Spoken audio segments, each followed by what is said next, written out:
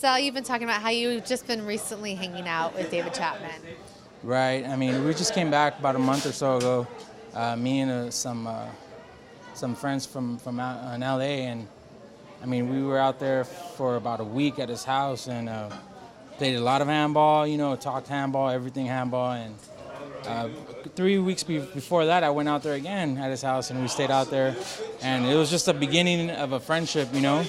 I've always known him, but we never really connected, at that level. Yeah. But since he's starting to play a lot of big ball, we kind of just, handball brought us in, and we were just, all of a sudden we're at his house, and we're just eating fruit and grapes and just talking, So it was pretty shocking, and, but it was really nice to have that friendship with him for that moment.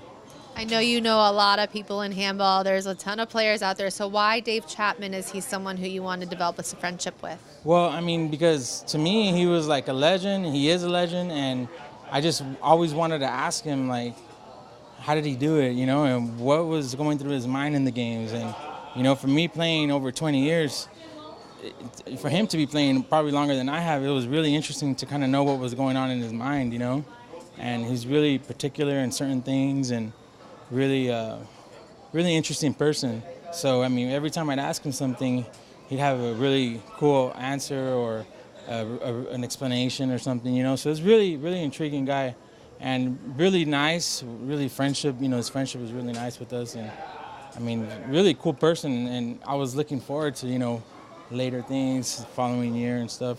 And we actually teamed up in Vegas a couple months ago. So, it's crazy. It's crazy. It's still unbelievable.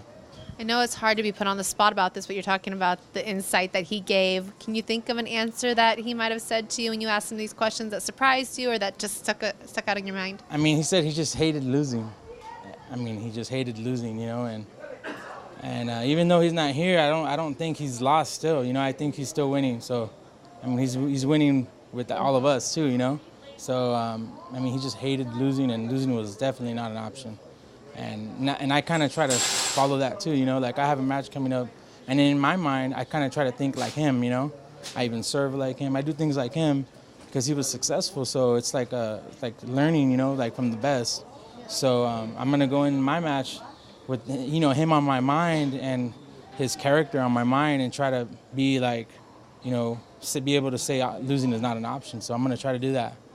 What's one of those skills do you think that he had that you might try to emulate that you just couldn't? He always thought ahead. He had really good shot selection in a regular game. He thought ahead, and he thought of, I do this serve, and it's going to come here, and it's going to come here, and I'm going to finish you here. He had it all planned out all the time. Really, really strategic kind of person. It was pretty crazy. And when we got to his house, everything aside from handball, he lived like a handball game. Anything you did, anything you talked about, everything was a competition. Everything. We talk about losing weight. He has a bet for $500. To play pool table, play billiards. We're betting $20 a game. Everything was a bet. And it's just live life in the moment, And it's crazy for me to come home and then think man, I was just with this guy at this house. He lives a totally different, lifestyle, and I'm here living a totally different lifestyle. Maybe I can be like him a little and have that never lose mentality, I think people come into your lives, it's not pure coincidence. And him coming into your life recently, what do you think that's done for you as a person, and what has he kind of meant to you? Well, I talk with my wife about him all the time, and when I was out there, I'd talk to her and man, this guy this, this guy, we played this game and he said this, and I never knew he was, that cool of a person, about handball, and he had a really good work ethic.